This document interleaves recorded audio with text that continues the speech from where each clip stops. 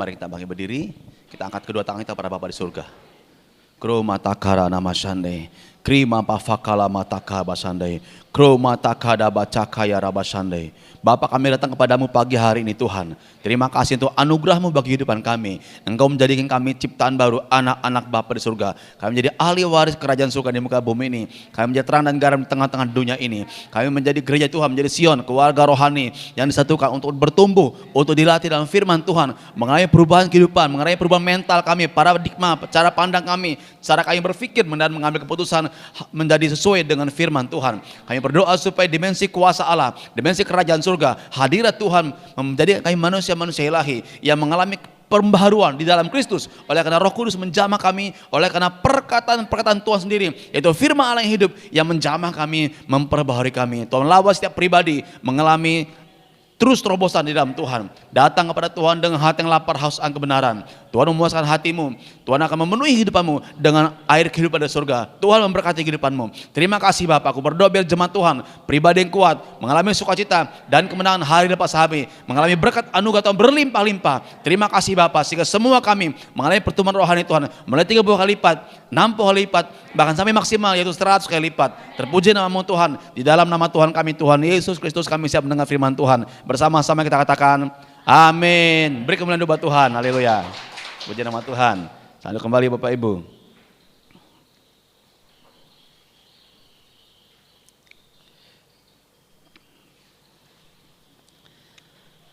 Puji nama Tuhan. Saudaraku ini kasih Tuhan Yesus, dalam segala situasi, segala keadaan, Tuhan mau supaya kita menjadi anak-anak Tuhan yang senantiasa penuh dengan hati yang bersyukur, hati yang bergembira karena Tuhan. Bergembira bukan karena Tuhan memberkati kita, bergembira bukan karena situasinya baik, tapi bergembira karena kita percaya bahwa kita adalah anak-anak yang ditebus, yang diampuni semua dosa kita, dan nama kita terdaftar di surga. Artinya nama kita terdaftar di surga adalah kita terhubung dengan kerajaan surga. Amin. Apakah Bapak Ibu memahami apa yang saya maksudkan? Yang memahami katakan amin. Puji nama Tuhan. Suatu ketika Tuhan Yesus mengutus 70 muridnya.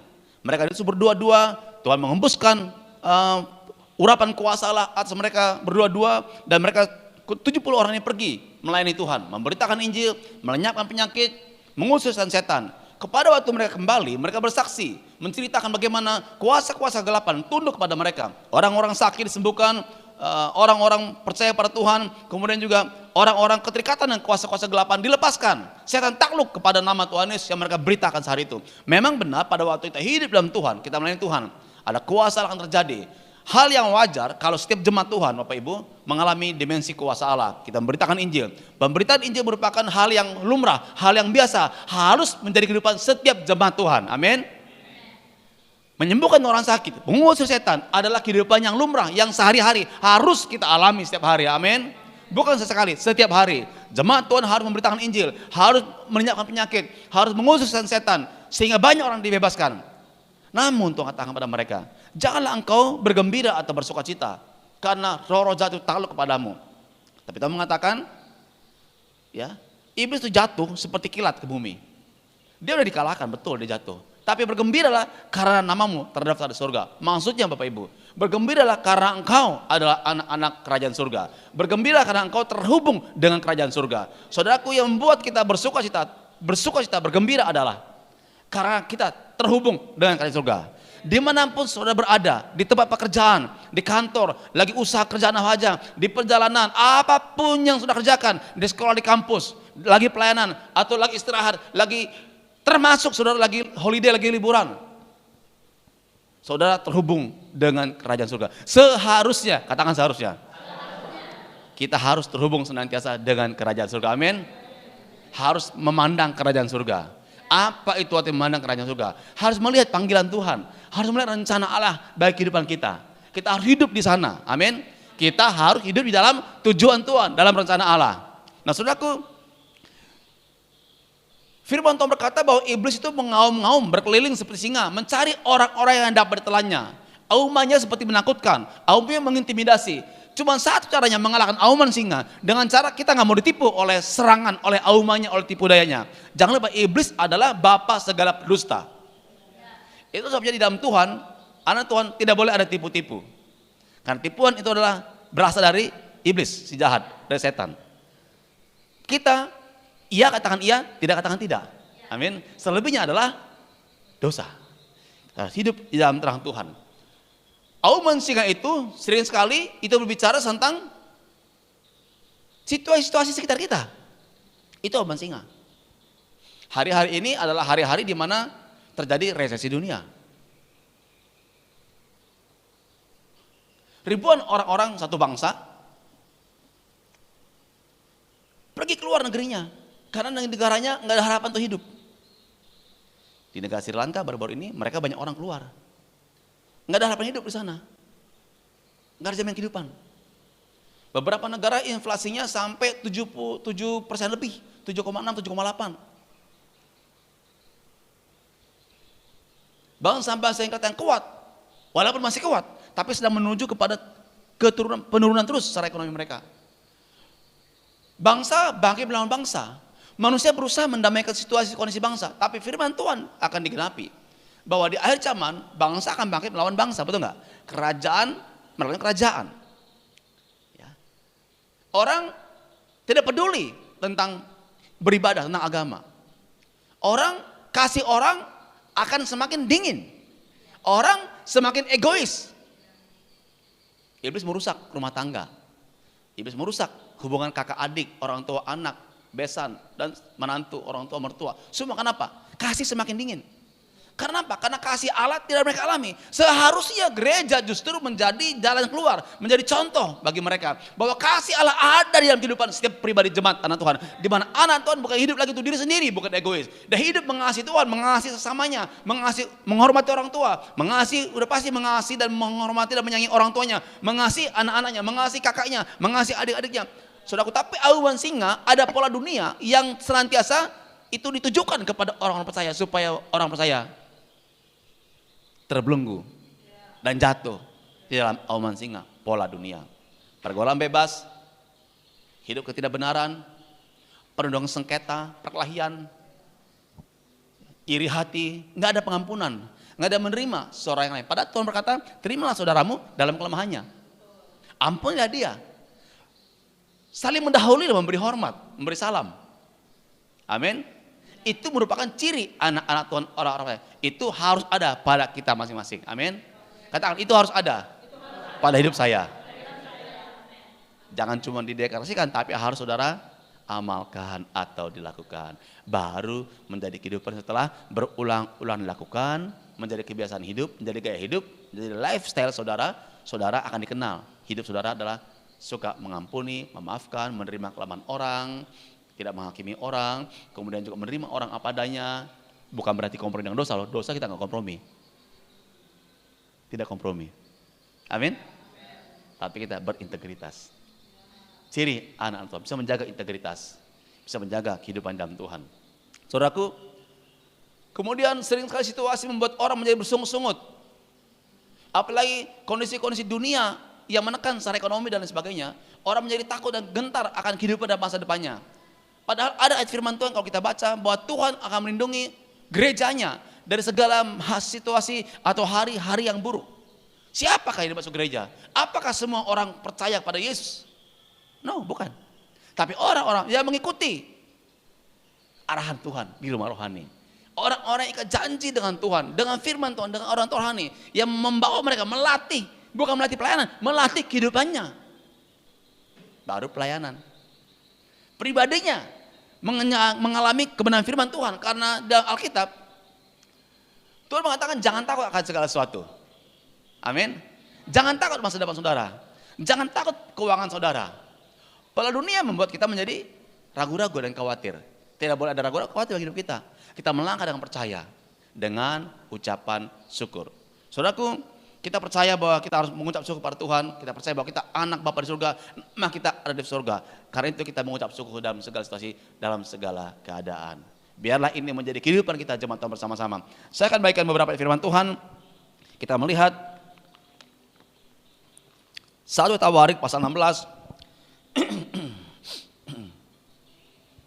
ayat 34. Kita baca bersama-sama. 1, 2, 3. Bersyukurlah kepada Tuhan sebab Ia baik. Bahwasanya untuk selama-lamanya kasih setianya. Saudaraku, bersyukurlah kepada Tuhan sebab Tuhan itu baik. Kasih setia Tuhan kekal selama-lamanya. Bagaimanapun kondisi saudara, Tuhan tetap mengasihi saudara. Kita bersyukur oleh karena kasih Tuhan. Saudara lagi keadaan situasi nggak enak, nggak nyaman, Tuhan tetap mengasihi saudara. Tuhan sayang pada saudara. Karena apa? Karena engkau adalah anaknya. Anak kita anak Bapa di surga. Ya. Di kitab 2 Tesalonika pasal 1 ayat 3 dikatakan, kami wajib selalu mengucap syukur kepada Allah karena kamu saudara-saudara. Kita pernah saudara mengucap syukur atas orang-orang yang kita kenal di dalam Tuhan. Mengucap syukur akan saudara-saudara kita, walaupun mungkin dia juga ada hal-hal yang mungkin kita tidak sesuai dengan firman Tuhan. Semua masih dalam pertumbuhannya. Semua jemaat Tuhan belum sempurna, masih mengalami perubahan hidup. Harus terus mengalami perubahan hidup. Tapi kita mengucap syukur menerima saudara-saudara seiman kita dalam Tuhan. Amin. Jadi situasi keadaan lingkungan sesama saudara seiman tidak menghambat kita untuk nggak bisa mengucap syukur pada Tuhan.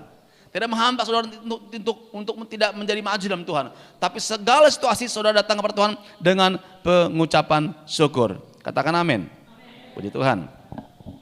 Saudaraku, saya melihat lagi sebentar, kita lihat satu ayat dari Mazmur 139 ayat 14. Saya bacakan ini Bapak Ibu. Mazmur 139 ayat 14, ayat yang dahsyat luar biasa. Aku bersyukur kepadamu oleh karena kejadianku dahsyat dan ajaib. Ajaib apa yang kau buat dan jiwaku benar-benar menyadarinya. Ada banyak orang gak bersyukur dengan dirinya, tubuhnya dan hidupnya. Dia gak bersyukur karena keluarganya. Dia stres, frustasi, memberontak kepada Tuhan. Tentang orang tuanya, tentang anaknya, tentang hidupnya, tentang masa depannya. Itu orang tidak bisa menerima keberadaannya Tuhan ciptakan sebagai manusia yang ada pada hari ini. Dia protes, kenapa hidung saya pesek? Dia merasa minder, jelek menjadi perempuan hidung pesek atau mancung ke dalam. Dia menjadi minder karena kulitnya hitam. Ada orang juga menjadi minder karena kulitnya hitam, legam, ya, kemudian keriting sekali. Kalau ditarik ini panjang, dapat langsung pendek lagi. Ada orang juga nggak suka. Kenapa lahir sebagai suku yang begini? Kenapa saya di keluarga yang kurang diberkati, seolah-olah kurang makmur, agak miskin, kekurangan? Kenapa saya tidak menjadi anak konglomerat? Kenapa saya harus naik motor butut? Kenapa nggak lahir menjadi anak orang kaya? Dia pun mungkin komplain dengan Tuhan, kenapa saya menjadi anak papa mama saya? Bapak mama saya orang Lewu. Kenapa saya lahir begini? Kenapa lahir saya di pinggir sungai? Kenapa tempat tinggal saya di pinggir sungai? Kenapa saya berada di pinggir jurang, di bawah gunung, di atas gunung? Kenapa saya di kota yang panas, di tempat yang nggak indah? Kenapa nggak seperti lahirnya di Swiss?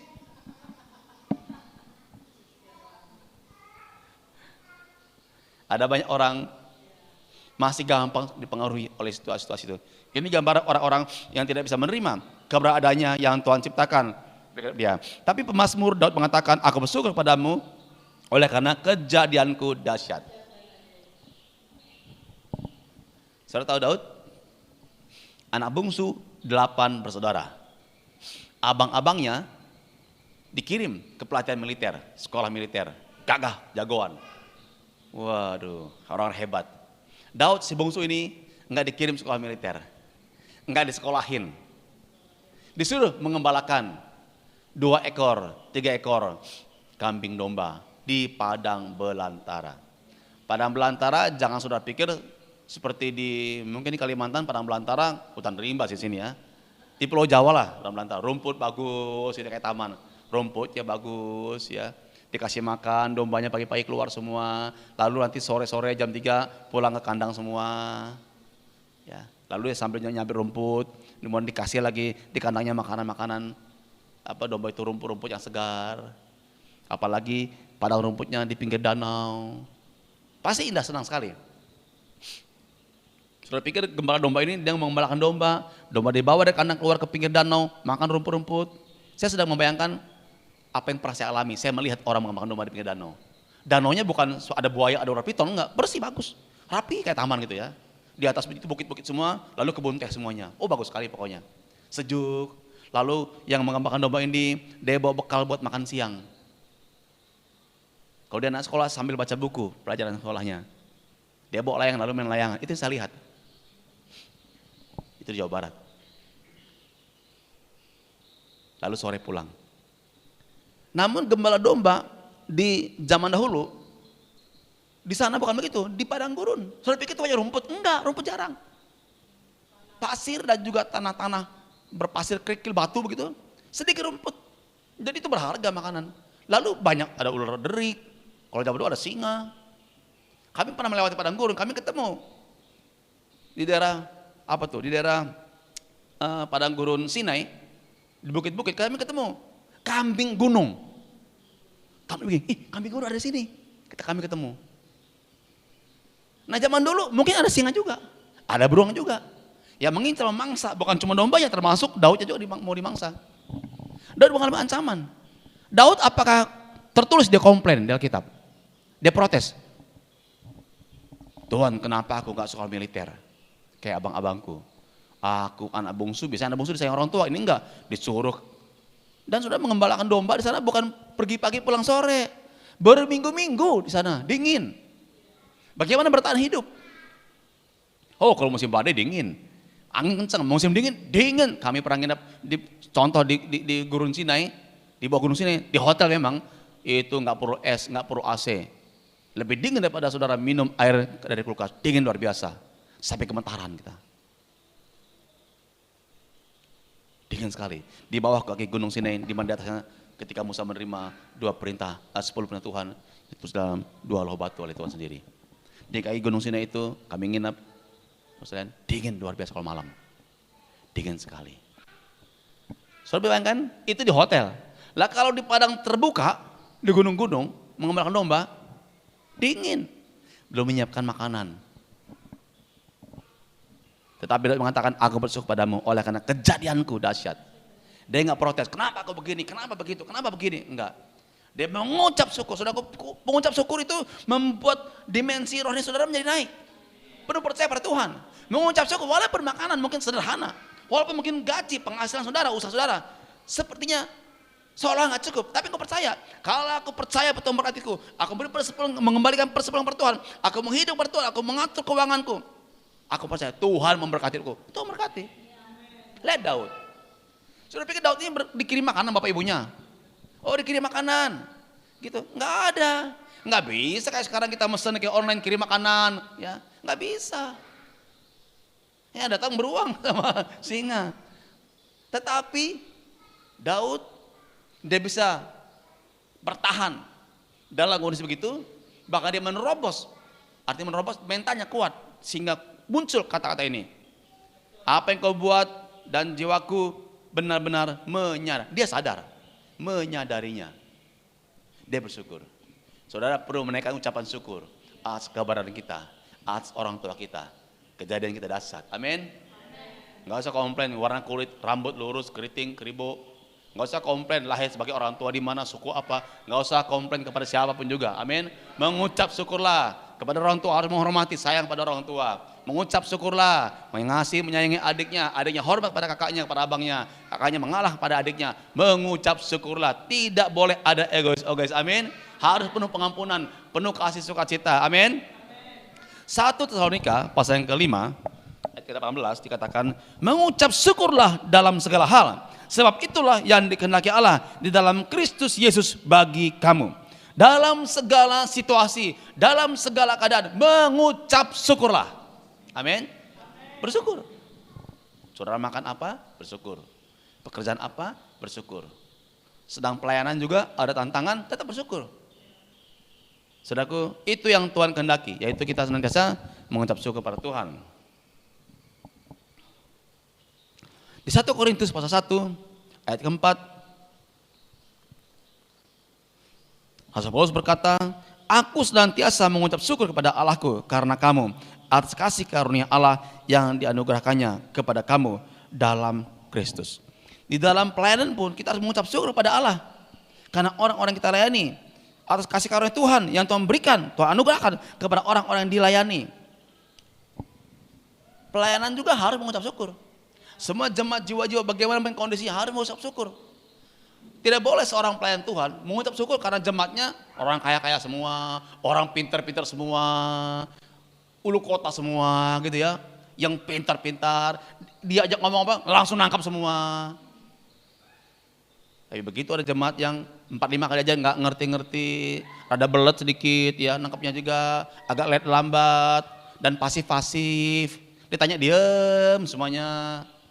Sebagai pelayan Tuhan harus tetap mengucap syukur. Aku mengucap syukur karena kamu, amin, mengucap syukur. Amin sudah? Kok diam para pekerja?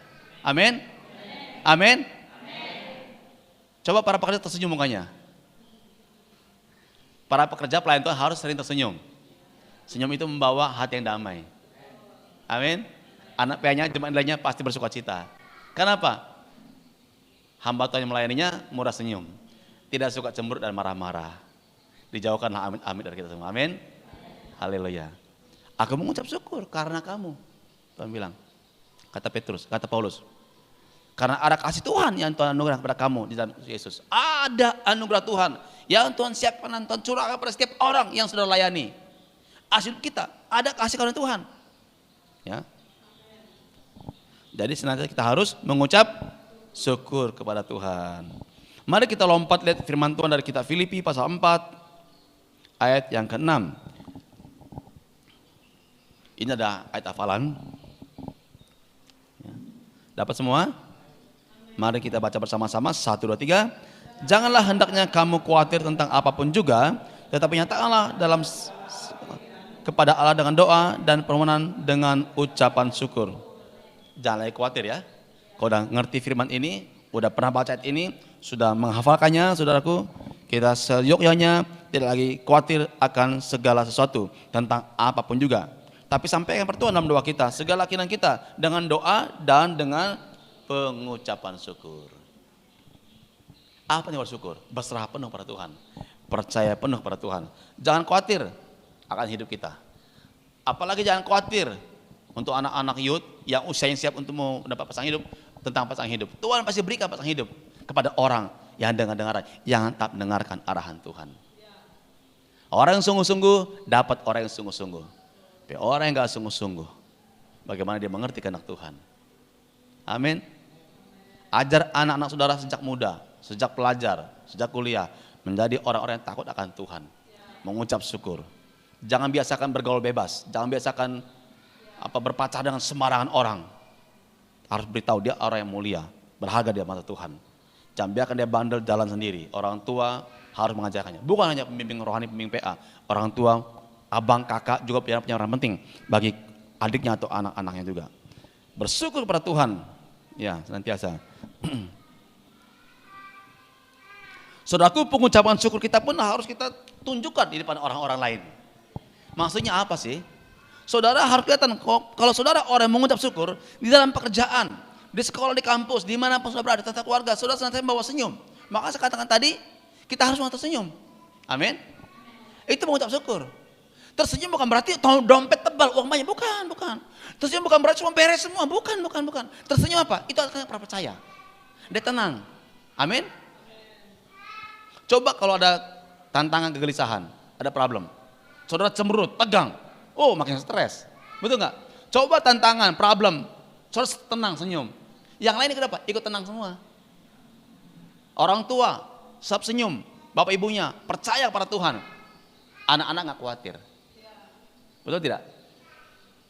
Makanya, misalnya di dalam penerbangan, pilot, co-pilot, pramugari, pramugara harus tenang dan senyum. Penumpang supaya tenang. Coba duduk gitu ya.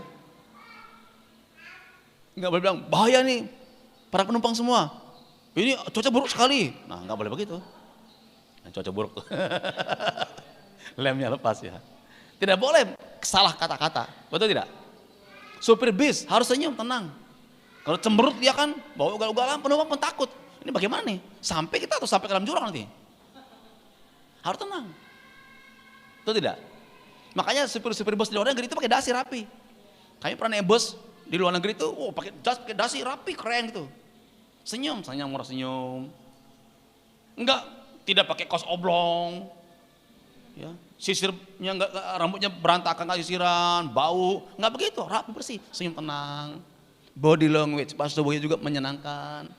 Beda. Dia enggak sambil garuk-garuk, enggak, rapi. Anak Tuhan menunjukkan pengucapan syukurnya dalam kehidupan sehari-hari.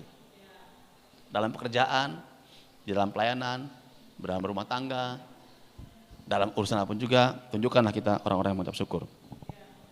Mazmur 52 ayat 9 berkata, Mazmur 52 ayat 9, aku hendak bersyukur kepadamu selama-lamanya, sebab engkaulah yang bertindak karena namamu baik. Aku hendak memasyurkannya di depan orang-orang yang kau kasihi.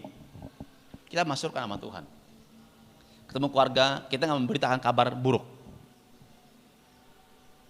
Misalnya nih, kenapa kamu belum punya motor? Iya, apa gaji kecil? Nah itu salah. Iya, tenang aja Pak, tenang Ma. Belum ada, tapi nanti Tuhan berikan. Saya nabung dulu. Beda. Kenapa kamu belum punya istri, belum punya suami, belum punya pasangan hidup? Saya lagi berdoa Pak. Ma, saya lagi berdoa. Tuhan pasti berikan terbaik. Itu beda. Kalau kita marah menggerutu, marah-marah, nyalahin situasi, nyalahin keadaan, nyalahin diri sendiri, nyalahin orang tua, apalagi nyalahin Tuhan. Ada pengurapan. Bukan sendi-sendi sel penjara itu roboh ya. Jamaahnya Paul dan Silas ya. Oke. Tunjukkanlah pada orang-orang lain. Sehingga orang yang kita ajak ngobrol, yang bertemu kita, yang bertanya pada kita, mereka tahu jati diri kita. Kita orang percaya dan bersyukur pada Tuhan. Tahu masa depannya ada di dalam Kristus Yesus. Tidak pernah keluar kata-kata mengeluh dan frustasi. Ya. Bersyukurlah kepada Tuhan sebab Ia baik, bahwasanya untuk selama-lamanya kasih setianya. Sampai jadi lagu, apa ayat itu kan? Di dalam pengucapan syukur kita memiliki perasaan damai sejahtera, tenang.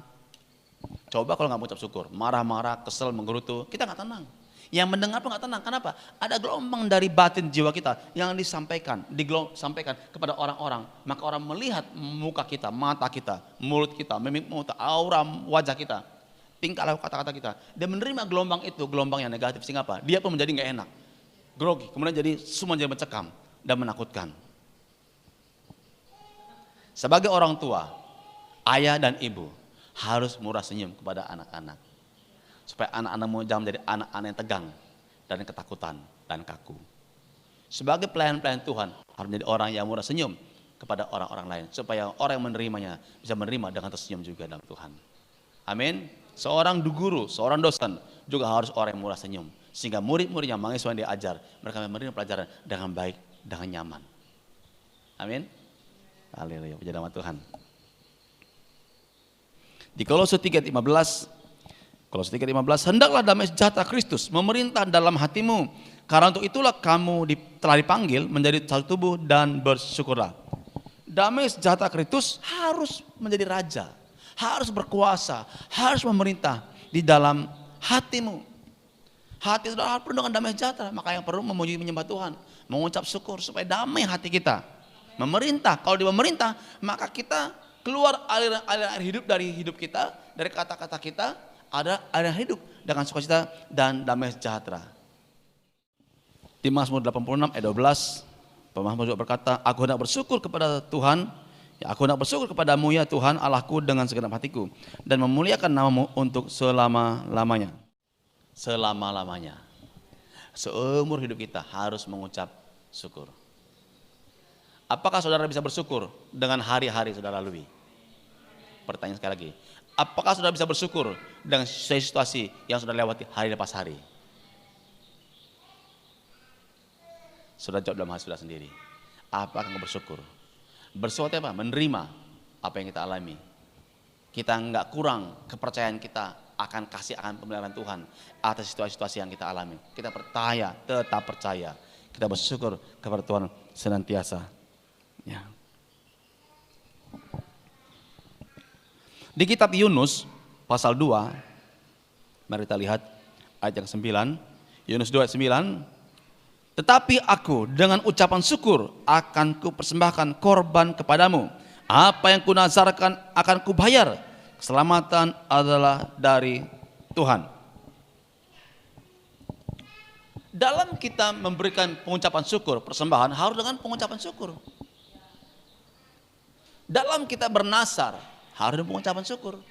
Membayar nasar juga dengan pengucapan syukur. Kita memberi persembahan kepada Tuhan, kolekte misalnya, pengucapan syukur. Mempersembahkan hidup kita untuk melayani Tuhan, itu pun dengan pengucapan syukur. Amin. Kita berjanji, bernasar kepada Tuhan.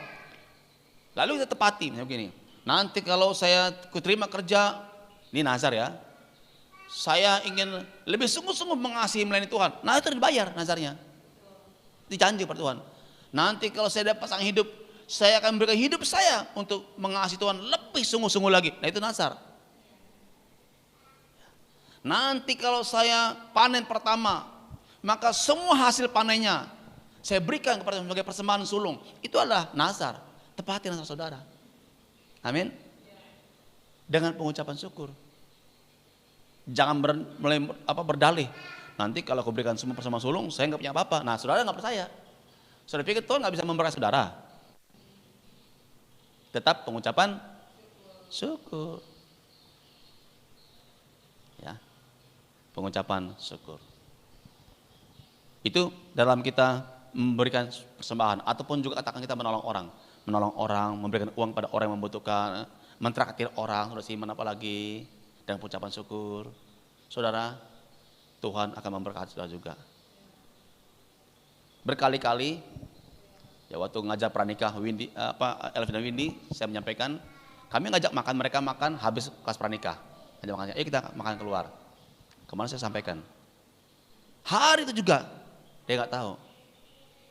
Kami uang hanya berapa ratus ribu. Hari itu juga tiba-tiba kami dapat makanan lagi. Tuhan gantikan. Hari juga nggak lewat hari berikutnya. Amin. Kemarin juga begitu. Kami ajak makan mereka keluar. Habis makan siang. Ya. Habis kelas pranikah istirahat sebentar kita makan siang. Karena nggak sempat bikin makanan kita makan keluar. Lalu lanjut lagi sampai sore pas pranikah. Hari itu juga Tuhan kembalikan lagi semuanya. Saya sudah ngomong sama Elvis juga sama Windy supaya dia karena dasar prinsip dia mengerti bahwa Tuhan kita Allah yang memberkati. Allah selalu nggak pernah membuat kita kekurangan. Kita membantu orang, Tuhan kembalikan lagi. Apalagi memberi buat pekerjaan Tuhan, Tuhan kembalikan lagi. Berlipat-lipat kali ganda. Perlu tindakan dengan pengucapan syukur membantu seseorang. Kita memberi bukan karena banyak uang. Kadang-kadang itu uang terakhir. Kadang itu ada uang ngepas. Tapi Tuhan mengajak kita untuk percaya kepada Tuhan. Amin. Apa yang kau tabur akan kau tuai kembali semuanya. Kau tabur pengucapan, engkau terima kelimpahan dari Tuhan. Itu rahasia karena kita mengucap syukur, percaya pada Tuhan. Tak akan pernah kekurangan orang-orang yang bersyukur kepada Tuhan. Kita lihat kitab Roma pasal 4 ayat ke-7. Tak ada hal yang lebih besar dari menyatakan ucapan syukur atas pengorbanan dan Yesus kayu salib untuk membayar segala dosa kita dan mengangkat kita menjadi anaknya. Siapa kita patut berbahagia atas semua itu. Saya bacakan dari terjemahan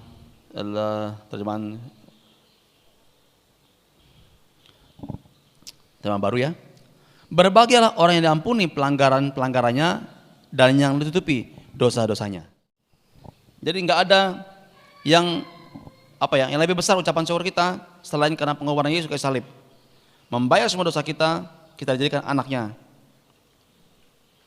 Dalam terjemahan dikatakan sehingga kita patut atau wajib berbahagia.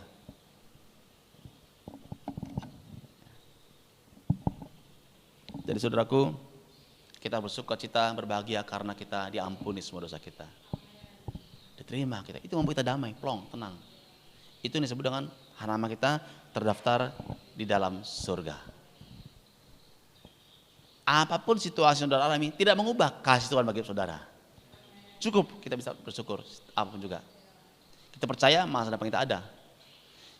Masa depan kita berhasil bukan karena apa yang kita miliki. Jangan lupa. Kita berhasil bukan karena pekerjaan kita. Berapa banyak uang yang kita miliki. Tapi kita berhasil karena kita anak Bapa di surga. Harus sudah belajar, pola pikir sudah berubah. Berbeda. Kalau sudah rajin bekerja, bukan malas. Sungguh-sungguh bekerja, bukan karena khawatir akan hidup ini nanti kekurangan, bukan. Tapi karena sudah rajin bekerja. Betul tidak? Harus yang terbaik. excellent dalam pekerjaan.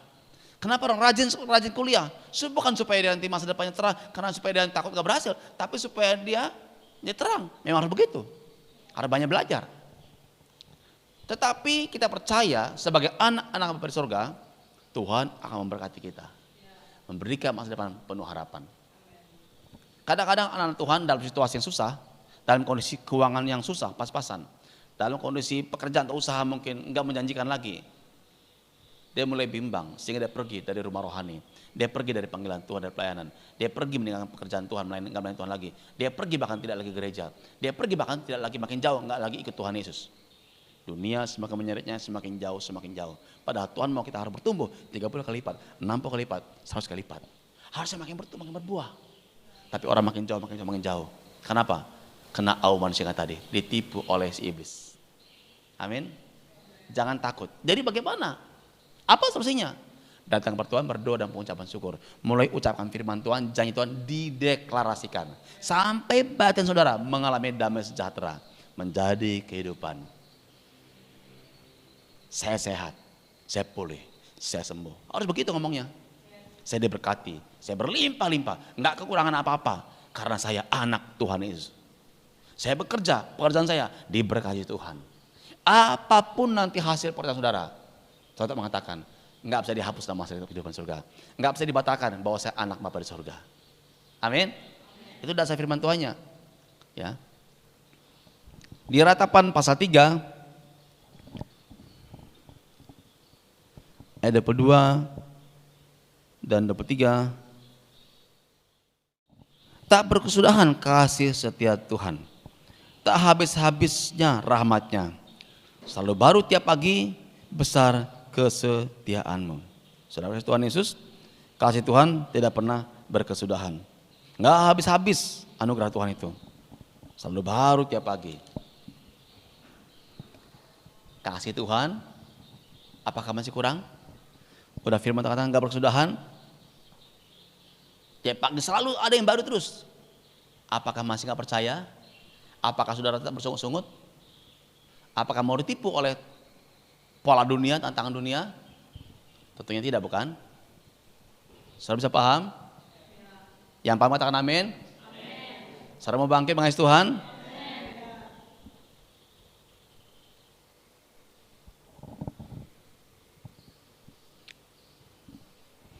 Di Mazmur 95 ayat 2 sampai 3 menjelaskan supaya kita menghadap Tuhan dengan nyanyian syukur. Kita bersorak-sorai kepada Tuhan dengan puji-puji dengan mazmur.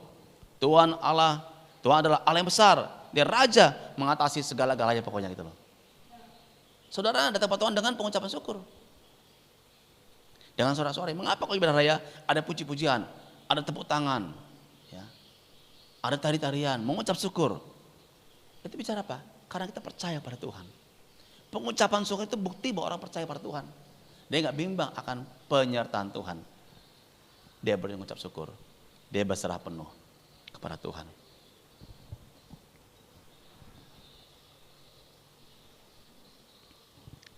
Saudaraku, ada satu ayat dikatakan di kitab Habakuk pasal 3. Kita sebentar. Habakuk 3. Habakuk pasal 3 ya. Ayat 17 dan 19. Nabi Habakuk menjelaskan begini. Sekalipun pohon ara tidak berbunga, pohon anggur tidak berbuah, hasil pohon zaitun mengecewakan. Sekalipun ladang-ladang tidak menghasilkan bahan makanan, kambing domba terhalau dari kurungan, dan tidak ada lembu sapi dalam kandang, namun aku akan bersorak-sorak di dalam Tuhan, beria-ria di dalam Allah yang menyelamatkan aku. Pekerjaan masyarakat zaman itu, untuk zaman sekarang juga masih banyak yang seperti itu di Israel, adalah menanam pohon ara.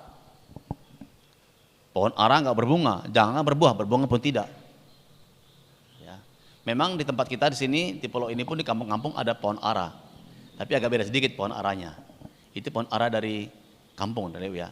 Tapi rasanya mungkin mirip. Ya. Tapi pohon ara di sana lebih besar buahnya. Kalau pohon ara nggak berbunga, ya, belum jadi buah nih, berbunga belum tidak. Kemudian pohon anggur juga yang ditanam, ya itu petani anggur, nggak berbuah juga. Lalu pohon zaitun juga, ya, nggak ada hasilnya, mengecewakan. Kemudian ladang-ladang yang lainnya yang ditanam gandum, ya kalau di sana ya, semua nggak menghasilkan bahan makanan. Lalu hasil peternakan, kambing domba, terhalau di kurungan, lepas semua, lembu sapi, nggak ada di kandang lagi, kosong semua, kandang-kandang kosong semua. Beberapa waktu yang lalu kan banyak peternak di negeri kita bangkrut karena lembu sapi mereka kena virus.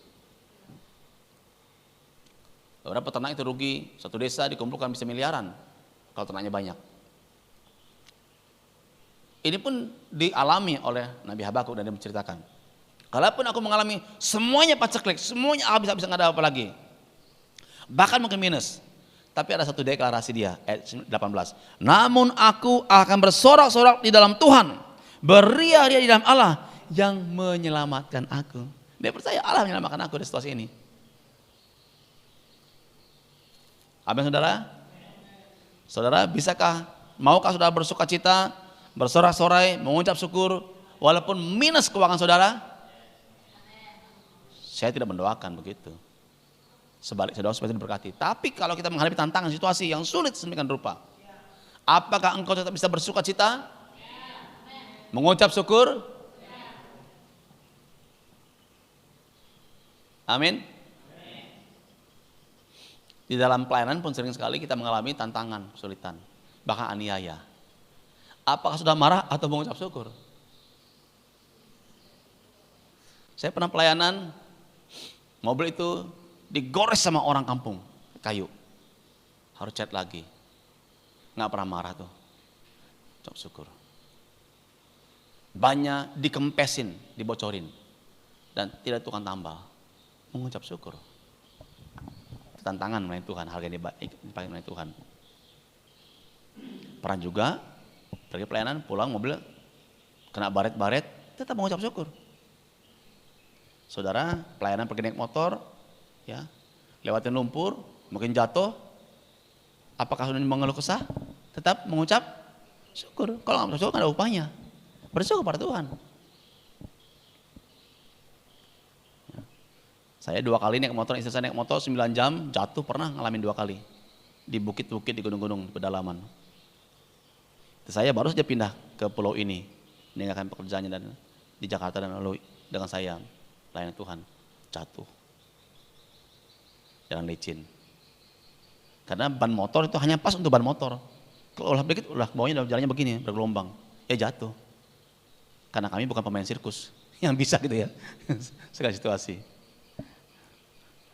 Tapi mengucap syukur, ya badan sakit sih nggak enak. Tapi ya mengucap syukur. Stang motor mungkin bengkok dikit, tetap bersyukur. Amin saudaraku, nggak keluh kesah.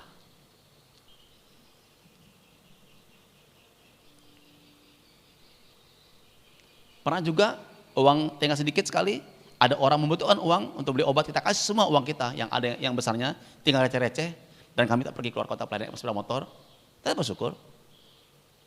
Nggak tahu hujan, nggak tahu ban bocor, tentu tidak cukup untuk nambah bahan motor, sepeda motor. Saya bersyukur. Tapi ajaib berapa hari kemudian Tuhan ganti semuanya berkali-kali lipat.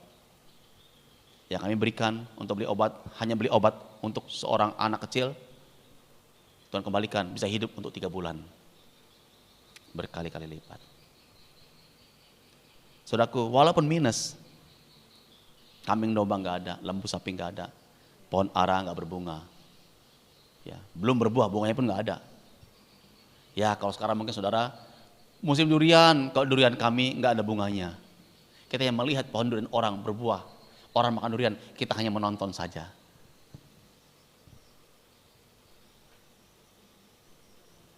Ditebang sayang, siapa tahu tahun depan dia akan berbunga, berbuah. Pohon mangga nggak berbunga, berbuah. Pohon rambutan nggak berbuah. Sawit panen misalnya harga anjlok. Pohon karet harga naik, tapi sayang udah ditebang semua. Dulu kadang ngikutin orang tanam sawit, pas karet naik, kita nggak punya pohon karet lagi. Ya. Burung walet belum ada hasilnya. Yang ada hanya ucau-ucau di kebun di hutan dicari. Tapi tiap hari kuman ucau juga kita bosan. Saudara mencari kulat juga membosankan. Apa yang sudah menikmatin? Kebun sawit harga anjlok misalnya.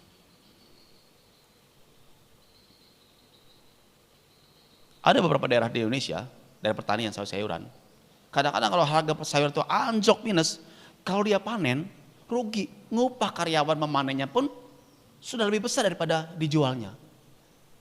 Karena mau diekspor kalah sama negara lain juga banyak ribet, jadi rugi. Akhirnya apa?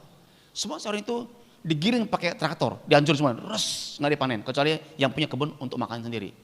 Pakai traktor dilindes semuanya, dihancurin semuanya. Itu di kampung saya, kampung orang tua zaman dulu kala. Petani-petani kol itu, kalau harga anjlok nggak bisa dipanen, rugi ngupah orang manennya lagi. Keranjang ngupahnya masuk truk fuso, rugi. Akhirnya apa? Dihancuri pakai traktor, dilindes semua kebun itu, dipanen udah besar-besar semuanya, dihancurin semua. Betapa sayangnya. Nggak seperti sini, harganya mahal sekali. Sana nggak ada harganya. Dilindes semua, hancurin semuanya. Apakah bisa bersyukur? Dengan modal besar, tiba-tiba minus hasilnya. Sekian bulan ditanam, pertanian, pupuk, tenaga kerja semuanya, minus hasilnya. Ya ini tidak terjadi. Itu kesalahan teknis. Kalau kita mungkin bagian-bagian yang lainnya, yang ada hubungannya tentang masalah ekspor dan segala macam. Tetapi kalaupun saudara mengalaminya, ya tidak amin. Tapi kalaupun saudara mengalaminya, apakah saudara bersyukur? Amin? Amin? Bisa katakan amin? Amin? Kalau Habakuk mengatakan bukan cuma bersyukur, aku bersorak-sorak. Lah orang bersorak-sorak kalau panen sawitnya banyak, betul nggak? Kalau panen waletnya berkilo-kilo. Kalau penghasilan ratusan juta, wow, haleluya. Mungkin akan bagi saksian di gereja. Puji Tuhan saudara-saudara. Oh sawit saya panennya sampai puluhan-puluhan ton. Weh, harga sawit juga sampai mahal 5.000 per kilo. Wah mungkin dia bisa bersaksi. Haleluya. Berikan uang kepada Tuhan juga mungkin dia dengan pengucap syukur karena uangnya banyak. Itu ya wajar semua orang bisa. Tapi begitu turun harganya, anjlok. Menjadi khawatir. Saudara kita harus tetap bersukacita, amin. Harus tetap bergembira, amin. Di dalam Tuhan. Nah saudaraku, kalau kita mengalami perkara-perkara situasi yang sulit, apa yang harus kita lakukan?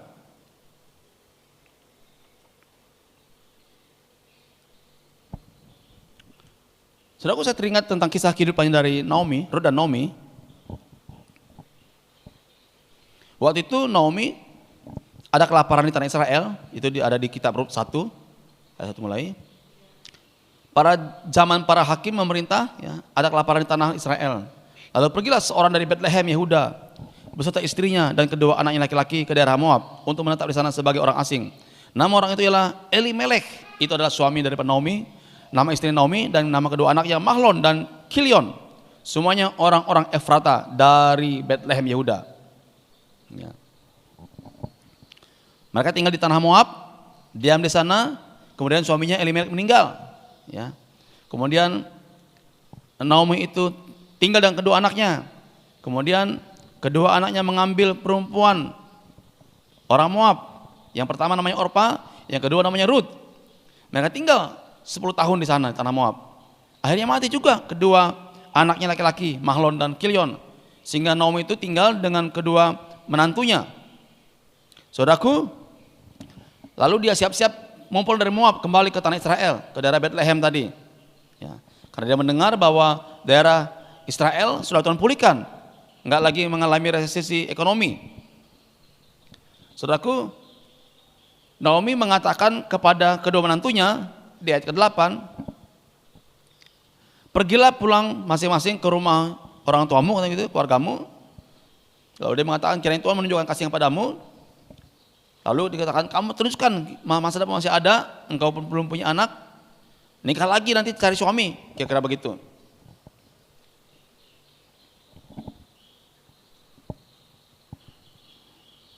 Tapi ada seorang wanita Ruth berkata dia nggak mau pulang dan ikut dengan ibu mertuanya. Padahal dia nggak punya keturunan dari suaminya.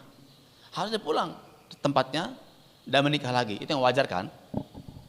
Naomi ini baik, menyuruh supaya anaknya ini, menantunya ini melanjutkan masa depannya. Karena mereka masing-masing suaminya meninggal dan nggak punya keturunan. Naomi pulang ke negerinya, telah pemulihan dari Tuhan.